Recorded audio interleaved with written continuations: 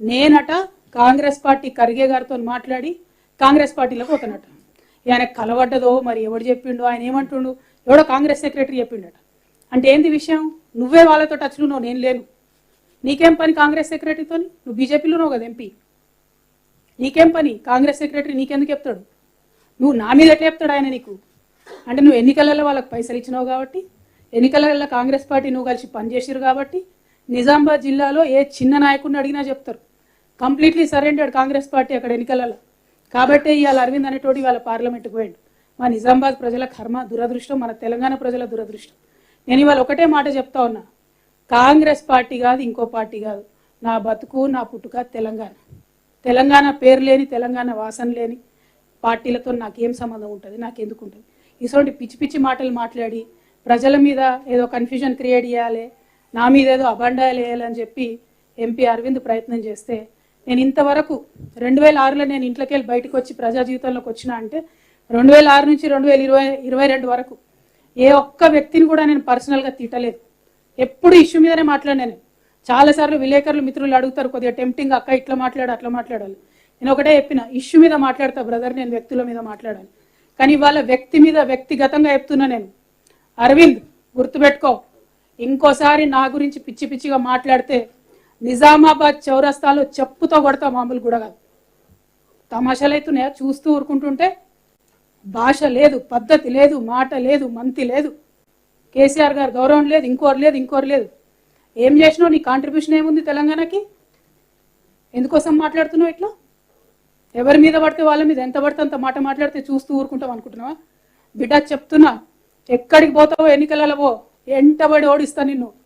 అదేవిధంగా ఇట్లా మాట్లాడినావు అనుకో, మామూలుగా దన్నం పట్టుకొని తంతం బిడ్డ, ఎక్కడికి పోతే అక్కడ. తమాషాలు అవుతున్నాయి చూస్తూ ఊరుకుంటుండే. రాజకీయం చేయి, ఇట్లా పిచ్చేషాలు వేయకు. ఇంకొకసారి మాటలు రావనుకోకు. వచ్చు, మర్యాద ఉండాలి పాలిటిక్స్లో, దిగజారొద్దు. ఒక ఆడబిడ్డతో ఇవాళ ఇంత మాట అనిపించుకున్నావు అంటే ఈ రాష్ట్రంలో రాజకీయాలను భ్రష్టు పట్టిస్తున్నావు అని అర్థమైంది. కాబట్టి ఇది చెప్పడానికి వచ్చిన. ఇంకొకసారి ఈ వ్యక్తి మీద నేను మాట్లాడను జీవితంలో. కానీ ఈ వ్యక్తి రాజకీయంగా ఎక్కడ పోటీ చేసినా అక్కడ పోయి మరీ ఓడిస్తా. ఎక్కడైనా పిచ్చి పిచ్చి వేషాలు మాట్లాడితే మాత్రం మెత్తగా దంతం వెంటబడి ఓడిస్తాం చెప్తున్నా. ఎందుకంటే ఒకటే చెప్తారు తెలంగాణలో, కుక్క కాటుకు చెప్పు దెబ్బ మామూలు విషయం అర్థం కాదు కుక్కకు. కాబట్టి అలా చెప్తున్నా, ఇంకొకసారి నా మీద నేను పార్టీ మారుతా అని ఇదని అదని అడ్డమైన కూతలు కూస్తే చెప్పు తీసుకొని నిజామాబాద్ చౌరస్తాలో కొడతా బిడ్డ. ఏమనుకుంటున్నావు? అన్పార్లమెంటరీ అనుకోండి, ఇంకోండి అనుకోండి, 16 సంవత్సరాలు ప్రజా జీవితంలో చాలా ఓపికతో పేషెన్స్తో ఉన్నటువంటి నన్ను ఇవాళ ఇంత మాట నా చేత అనిపించిందంటే వాడు ఎంత చీప్ ఫెలోనో మీ అందరూ ఆలోచన చేసుకోండి. తెలంగాణ ప్రజలకు నేను క్షమాపణ చెప్తున్నా ఇట్లా మాట్లాడుతున్నందుకు. కానీ తప్పక ఆవేదనతోని, బాధతోని, ఒక ఆడబిడ్డనైనా రాజకీయాల్లో డిగ్నిఫైడ్గా ఉండాలి. నన్ను చూసి 10 మంది ఆడపిల్లలు రాజకీయాల్లోకి రావాలనుకున్నా, కానీ ఎవరు కూడా వెనక్కిపోవద్దు అనుకున్నా నేను. కానీ వాళ్ళు ఇట్లా మాట్లాడాల్సి వచ్చినందుకు బాధతో మాట్లాడుతున్నా. ఇవాళ ఇంకో విషయం కూడా నేను చెప్తున్నా, అడగండి ఖర్గే గారిని. ఇంతమంది ప్రెస్ మిత్రులు ఉన్నారు కదా, నేను ఫోన్ చేసిందేమో అడగండి ఖర్గే గారిని. ఖర్గే గారు మాకు పార్లమెంట్లో తెలుసు, మాలాంటి ఫస్ట్ టైం పార్లమెంట్ మెంబర్లు అందరినీ కూడా దగ్గరికి కూడేసుకొని మాట్లాడి ఆయన అనేక విషయాలు చెప్పేటోడు. ఫ్రెండ్షిప్ ఉంది, అందరితో ఉంటుంది, 100 మందితో ఉంటుంది. నీలాగా పిచ్చోళ్ళతో ఎవరు మాట్లాడరు. మంచోళ్ళతోని, పాలిటిక్స్లో పొలైట్గా ఉండేటోళ్ళతో అందరు మాట్లాడతారు. ఇంకొకసారి మాత్రం లైన్ దాటితే ఊరుకోము, కొట్టి సంపుతామని కూడా ఈ సందర్భంగా చెప్తా ఉన్నాను. అదేవిధంగా ఇంకా అనేక అంశాల మీద మాట్లాడిను. పసుపు బోర్డు అంటాడు. నేను ఇవాళ ఒక మాట అడుగుతా ఉన్నాను, పసుపు బోర్డు ఇస్తా అని బాండ్ పేపర్ రాసిచ్చు, పసుపు బోర్డు రాకపోయా, అది అబద్ధమా కాదు? ఇవాళ నువ్వు చేయాల్సింది, రాజకీయాల్లో ఉన్నటువంటి వాడి పసుపు రైతుల కాళ్ళు పట్టుకొని క్షమాపణ కోరి తిరగాలి తప్పితే సిగ్గు లేకుండా బోర్డు కన్నా ఎక్కువ ఇంకోటి తెచ్చినా అంటున్నాం. మా నిజామాబాద్లో ఒక రైతు ఉంటాడు, మనోహర్ రెడ్డి గారు అని. 25 ఏళ్ళ ఆయన చెప్పులేసుకోక. నేను పసుపు బోర్డు టాపిక్ తీసుకున్నదే ఆయనను చూసి ఇన్స్పైర్ అయినా. నేను పసుపు బోర్డు రావడానికి నేను చెప్పులేసుకోకుండా తిరుగుతా అని చెప్తే ఆయనను చూసి ఇన్స్పైర్ అయ్యి పసుపు బోర్డు కోసం ప్రయత్నం చేస్తా అని చెప్పి నా ప్రయత్నాలు మొదలుపెట్టినా. కానీ ఈయన ఎందుకోసం మొదలుపెట్టిండో తెలియదు. పాప మా మనోహర్ రెడ్డి అదే జాగరణ మంచో బిగరణ మంచో మొత్తం అది బీజేపీ ఆర్గనైజేషనే. కానీ అక్కడ కూడా ఆయనకి ఏమాత్రం గౌరవం దొక్కలేదు. నేను ఇవాళ కోరేది ఒకటే, మనోహర్ రెడ్డి లాంటి రైతుల కాళ్ళు పట్టుకొని క్షమాపణ అడిగి నువ్వు తిరుగు. రాజకీయాల్లో ఉంటే నీతి, నిజాయితీ, కొంతను మర్యాద ఉండాలి, కనీసం ఇంగిత జ్ఞానం ఉండాలి. ఆ విషయం మీద ఆలోచన చేయవలసిందిగా నేను ప్రజలందరూ కూడా కోరుతూ, ఇంత నీచాతి నీచమైనటువంటి వ్యక్తి మీద ఆయన కోసం దిగొచ్చి ప్రెస్ మీట్ పెట్టాల్సి వచ్చినందుకు, ప్రెస్ మిత్రుల సమయం కూడా వృధా చేసినందుకు మీకు కూడా నేను క్షమాపణ చెప్తున్నా. కాకపోతే తప్పలేదు, తప్పనిసరి పరిస్థితుల్లో చెప్తున్నా, ఇంకొక మాట ప్రెస్ అనేది ఈ వ్యక్తి మీద నేను పెట్టను. కానీ పొలిటికల్గా ఎక్కడ పోయినా వెంటాడి ఓడిస్తాను మాత్రం ఈ సందర్భంగా తెలియజేస్తూ, మళ్ళొకసారి ఇక్కడికి వచ్చిన బీజేపీ మిత్రులందరూ కూడా మనస్ఫూర్తిగా ధన్యవాదాలు తెలియజేస్తాం.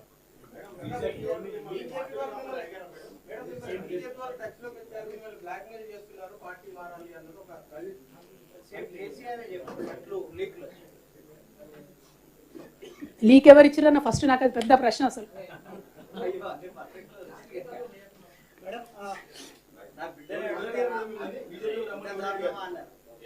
See, I'll tell you something.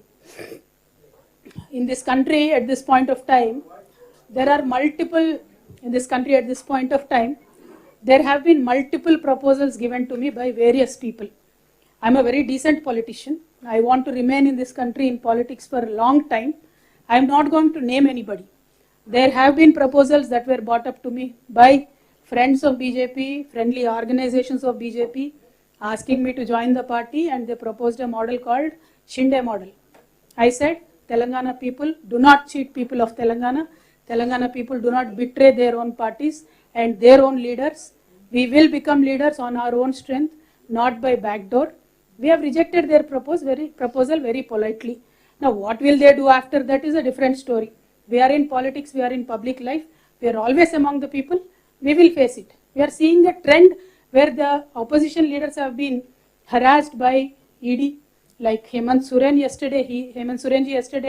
He himself said, I am a chief minister, I have asked for 1 week deferment of my ED questioning, but ED refused to even give me an extension. He in fact said, I am in a constitutional post, where will I run away? So this is a very unfortunate trend that we are seeing in this country. All I am trying to tell you is, there will be multiple proposals in politics. Some are accepted, some are rejected. The proposals that were brought to me, I have categorically rejected them, because my heart always is in a party where my leader is, and I have only one and only leader in this entire life, and he will remain to be the one.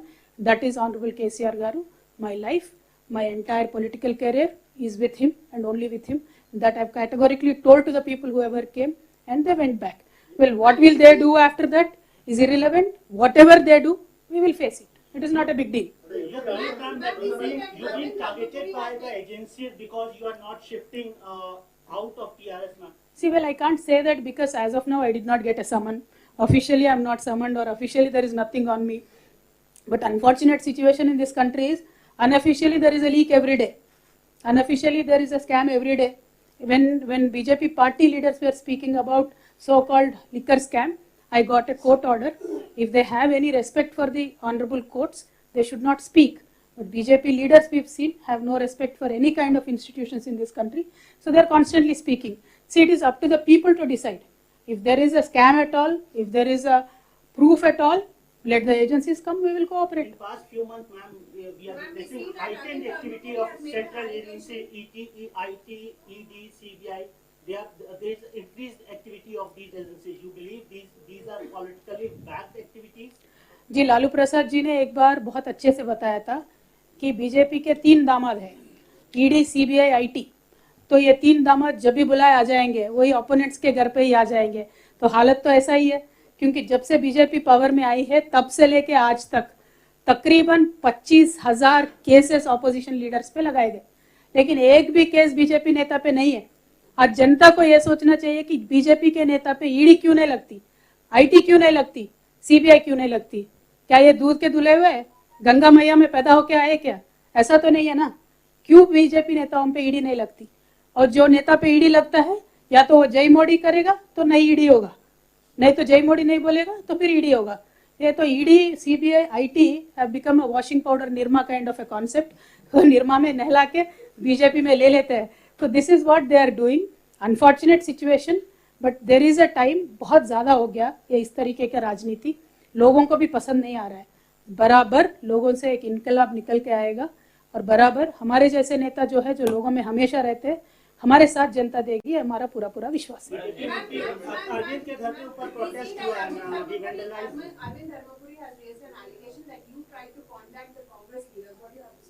Madam मैंने अभी तक बताया था, वो allegation किस तरीके से अरविंद जी के सपने में आया मुझे तो नहीं मालूम, लेकिन आप तो नेशनल चैनल पे काम करती है मैडम, आप खरगे जी को फ़ोन लगा के पूछे क्या मैंने खरगे जी से फ़ोन किया है, बात किया है। वैसे मुझे किसी भी पार्टी में ज्वाइन करने में कोई भी इंटरेस्ट नहीं है। हमारा पार्टी टीआरएस अभी बीआरएस बनाए, कल को नेशनल लेवल पे काम करेगा, हम बराबर नेशनल लेवल पे काम करेंगे। जो आज हमने तेलंगाना में विकास करके दिखाया है, वो कल के दिन पूरे भारतवर्ष में विकास करने के लिए अलग अलग मॉडल बनाएंगे, जनता के पास जाएंगे, जनता मानेगी, मदद देगी तो बराबर उनके लिए काम करेंगे। మీకు V6 వాళ్ళకి తెలియకుండా అడుగుతారా నన్ను?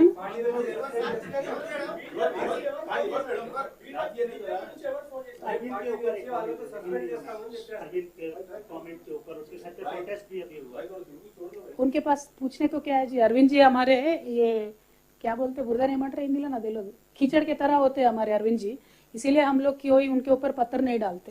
बहुत चिचोरा किस्म के आदमी है उन्होंने, लेकिन आज उन्होंने एक एलिगेशन लगाया, इसीलिए मैं जनता को क्लियरिटी देने के लिए मैं यहाँ आके बात कर रही हूँ, वरना उनका नाम लेने के भी लायक नेता नहीं है वो।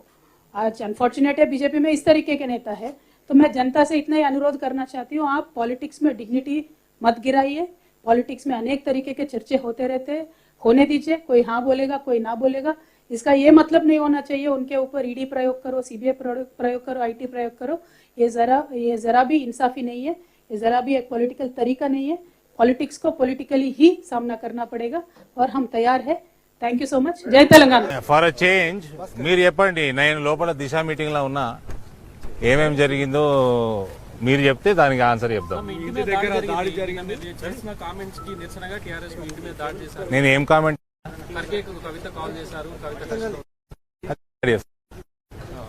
అయితే కేసీఆర్ బీజేపీ వాళ్ళు కవితకి కాల్ చేసిరని చెప్పిండు। కేసీఆర్ ఇంటి మీద దాడి చేసిందా కవిత? కేసీఆర్ ఇంటి మీద దాడి చేసిందా? దానికి ఆన్సర్ చెప్పుకోవాలి కదా కవిత ఫస్ట్ కేసీఆర్ కి। ఇక్కడ మా ఇప్పుడు నేను దిశ మీటింగ్ అయిపోయినాక ఈ రాజకీయాలు మస్తు చేస్తాం కానీ మా తల్లిగారికి మాట్లాడినాను, మా తల్లిగారిని భయపెట్టించి, ఇంట్లో 70 సంవత్సరాల తల్లి ఉంది, 75 సంవత్సరాల ఫాదర్ ఉన్నాడు, ఆయన అదృష్టంగా ఆయన నిజామాబాద్లో ఉన్నట్టు ఇలా పోతా అన్నాడు, మరి హైదరాబాదు నాకు డౌట్ పోయినా లేదు తెలియదు, మహిళల్ని భయపెట్టించి అక్కడ మా ఇంట్లో ఉన్న మహిళా స్టాఫ్ని రాయితోటి ఛాతి మీద కొట్టి ఇంట్లో ధ్వంసం చేసి అద్దాలు గిద్దాలు దేవుడి పటాలు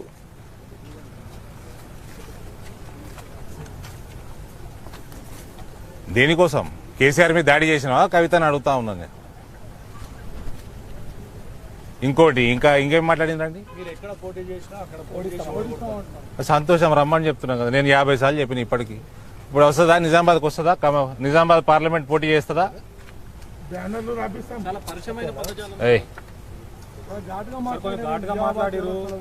ఏం సరే, ఏం ఘాటుగా మాట్లాడినా? నిజామాబాద్ చౌరస్తాలో ఆమె నన్ను నా ఎంబడవాడి నన్ను ఓడిస్తా అంటే నేను వెల్కమ్ చేస్తున్నా, రండి కొట్లాడదాము। నేను 50 సార్లు చెప్పినా కొట్లాడు, ఇప్పటికన్నా ఫైనలా? మళ్ళీ మాట మార్చుకుంటుందా?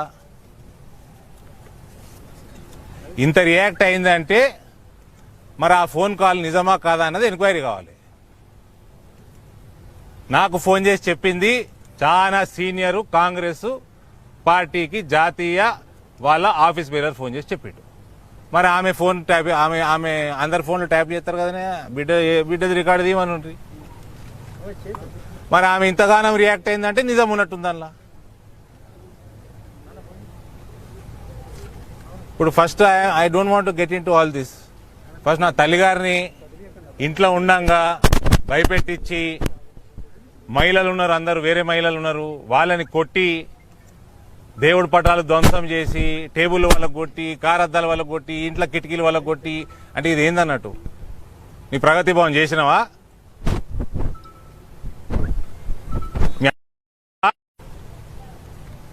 నా తల్లిగారిని భయపెట్టించే హక్కోడిచ్చింది నీకు।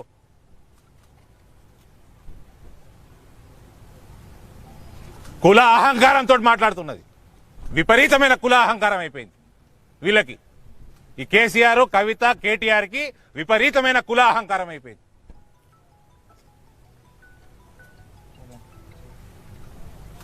ఇది కులాహంకారం తప్ప ఇంకేం కాదు. ఇది నిలబడమారా, నిలబడొచ్చి ఏం మాట్లాడుతున్నావు? ఎవరిని బెదిరిస్తున్నావు? Come and contest in 2024 again. ఎవరు తల్లిని అటాక్ చేసి హక్కు ఇచ్చిండు నీకు?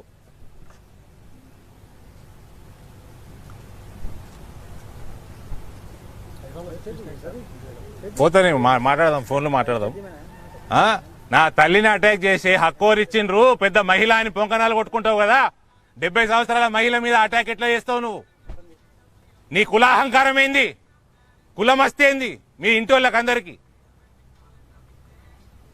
ఏం దొరల పాలన అనుకుంటున్నా? ఇంకా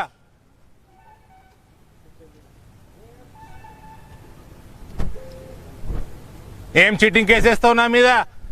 178 మంది పసుపు రైతులు నామినేషన్లు వేస్తే 71 మంది ఒఫీషియల్ గా భారతీయ జనతా పార్టీ కండువాలు కప్పుకున్నారు. 178 మంది క్యాండిడేట్ల ఇప్పటి వరకు 71 మంది భారతీయ జనతా పార్టీ కండువాలు కప్పుకున్నారు పసుపు రైతులు. నువ్వేం నా మీద చీటింగ్ వేసావు? మీ అయ్య మీద వేసుకో. నీ మేనిఫెస్టోలు మొత్తం చీటింగే. మీ అయ్య ఇల్లు ధ్వంసం చేయపో.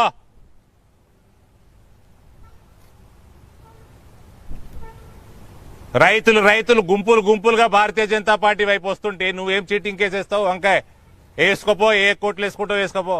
నా తల్లిని అటాక్ చేసి ఆ కోడ్ ఇచ్చిండు. నీ కులాహంకారం ఏంది ఇది తెలంగాణలో?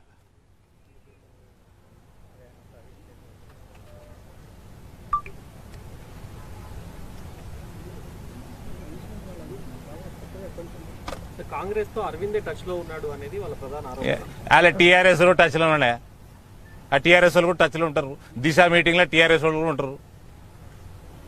ఫోన్ చేసి చెప్పిండు, ఇట్లా చేసింది అని ఫోన్ చేసి అడిగి.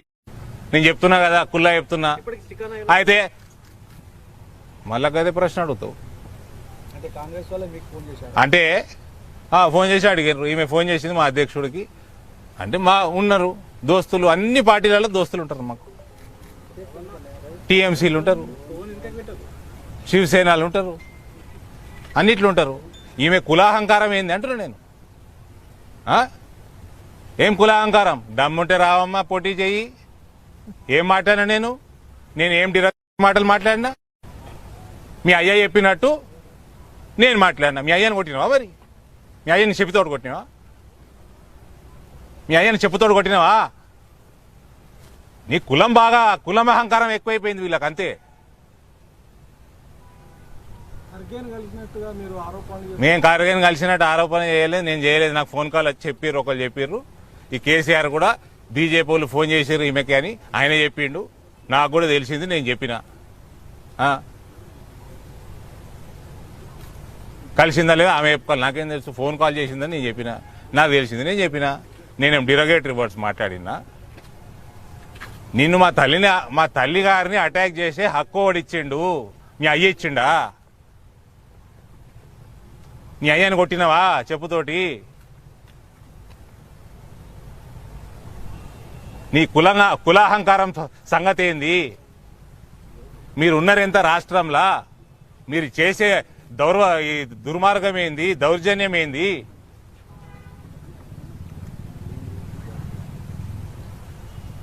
ఇంకా మహిళల మీద 70 సంవత్సరాల తల్లి మీద ఇతర మహిళల మీద దాడి చేసుడేంది? దేవుడి పటాల వల్ల కొట్టుడేంది? ఇల్లు ధ్వంసం చేసుడేంది?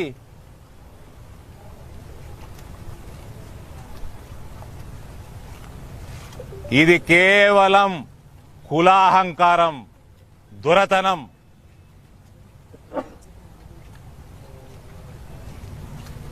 కంప్లైంట్ చేస్తున్నారు. చేస్తారు, పార్టీతో ఉన్నది, పార్టీ కంప్లైంట్ చేస్తారు, అన్ని చేస్తాం. ఎందుకు ఏం చేయకుండా ఏమి ఇష్టపెట్టాం? ఇట్లా చూపించిపోయాడు కదా మోదీ గారు, ఇట్లా చూపించిపోయాడు కదా నరేంద్ర మోడీ గారు. ఇట్లా చూపించిపోయినాక ఏమన్నదండి, చేసేటోళ్ళు చేస్తారు టైంకి. పుల్లా ఇట్లా చూపించిపోయాడు కదా. I can see. Is there ANI here?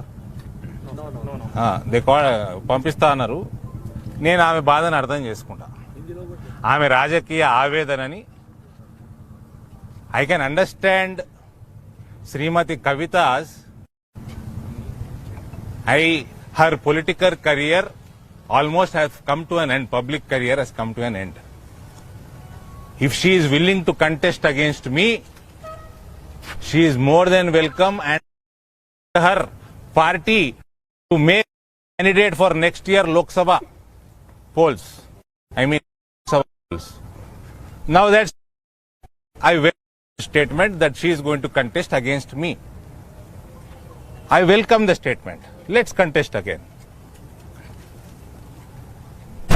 Finally, she has agreed to my request of contesting against me. I will wait for notification of next year Lok Sabha elections. And regarding the attack on my house, how dare does she attack my mother, 70-year-old mother, other lady members of the family, staff, damage my house, break all the different god idols, furniture. Who gave her the right? And the way she spoke about me, it only shows her arrogance out of her caste. There is loads of caste arrogance in this Kalvakuntla family. They look upon others, other castes, very low.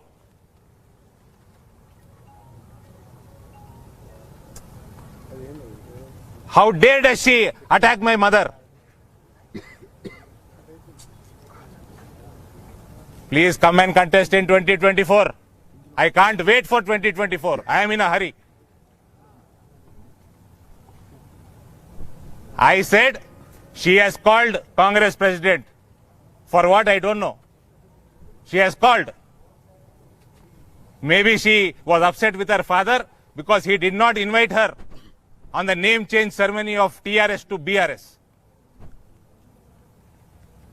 Her father also said that she is in touch. BJP is trying to bring Kavita into BJP. Did she attack her father? Did she damage her father's home? Why did she react in such a manner? That means there is some sort of a factual, this is a factual incident, it means. షిండేలా తనకు కూడా offer చేశారు అని అంటారు. షిండే అంత scene లేదులే ఈమెకి. ఏకనాథ్ షిండే అంత scene లేదు. ఏకనాథ్ షిండే బాల్ ఠాకరే తోటి పెరిగిండు. ఏకనాథ్ షిండే హిందువుల కోసం కొట్లాడిండు. ఏకనాథ్ షిండేకి ఒక చరిత్ర ఉన్నది. ఆయన వెనుక 45 ఎమ్మెల్యేలు ఉన్నారు. వాళ్ళ పార్టీ ఆయన ఎన్నుకున్నది. ఉద్ధవ్ ఠాకరే ఐడియాలజీకి భావాజాలానికి వ్యతిరేకంగా పోతుంటే పార్టీ అంతా తిరగబడి ఏకనాథ్ షిండే దానికి నాయకత్వం వహించిండు. భారతీయ జనతా పార్టీ శివసేన కలిసి ఎలక్షన్లు కొట్లాడినాయి. ఒక సిద్ధాంతం కోసం కొట్లాడినాయి. ఏకనాథ్ షిండే అంత సీన్ ఈమెకి ఏడుందా మేడంకి? మీరందరు మేడం అని పిలుస్తారు కదా. అక్కనా? అక్కకు అంత సీన్ ఏడుంది చెప్పుర్రి. ఇది కేవలం కులముతో కూడిన మస్తి తప్ప ఇంకేం కాదు. ఇంగ్లీష్ చెప్పినాం కదా, హిందీలో కూడా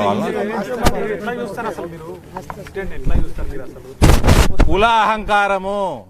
ఇది కేవలం కుల అహంకారము. నేనేమి ఆమెను తిట్టలేదు, నేనేమి పరుస వాడలేదు.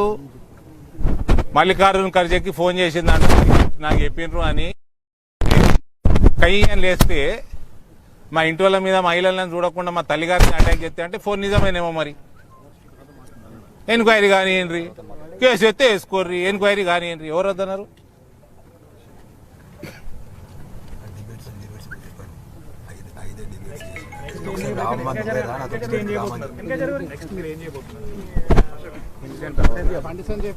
ఏం చేస్తారండి పార్టీ నాయకులు? బండి సంజయ్ గారు, కిషన్ రెడ్డి గారు రియాక్టర్ ఫోన్లు చేసారు. నేను దిశ మీటింగ్ లో ఉండి చాలా ఫోన్లు ఎత్తలేదు. వాళ్ళందరూ సోషల్ మీడియాతో రియాక్ట్ అయినట్టున్నారు. సరే బయటికి పోయి మాట్లాడి ఏం చేయాలో కార్యాచరణ చేస్తాము. మోడీ గారే చెప్పారు కదండి. మళ్ళా మోడీ గారు ఉట్టిగానే మాట్లాడతారా? ఆయన మాట్లాడు. అసలు ఆయన మాట్లాడిందంటే ఆలోచించాల్సిన విషయము. Wait and watch. అది లా అండ్ ఆర్డర్ సిచ్యువేషను. దానికి కూడా లా అండ్ ఆర్డర్ ఇక్కడ మంత్రులు అక్కడ మంత్రులు ఏం చేస్తారో చూద్దాం, మాట్లాడదాము. ఇక్కడ ఒకటి భయపడుతుండేవాడే ఆయన.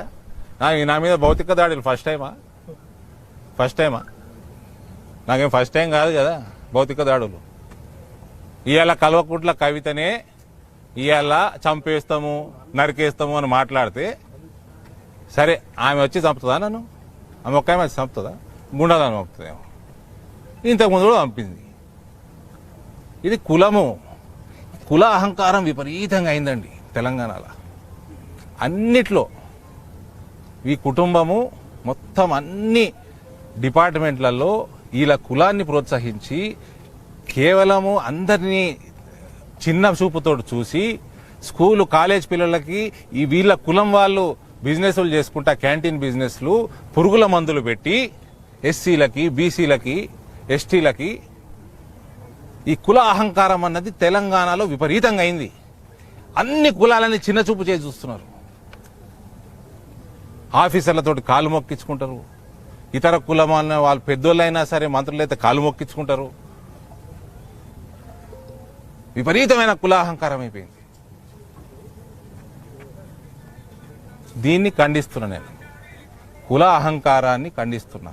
అద్దాలు వాళ్ళిపోతే అద్దాలు పెట్టుకుంటే పెద్ద పైన కారు అద్దాలు వాళ్ళు కొట్టినట్ట ఇన్సూరెన్స్ వాడికి బొక్క.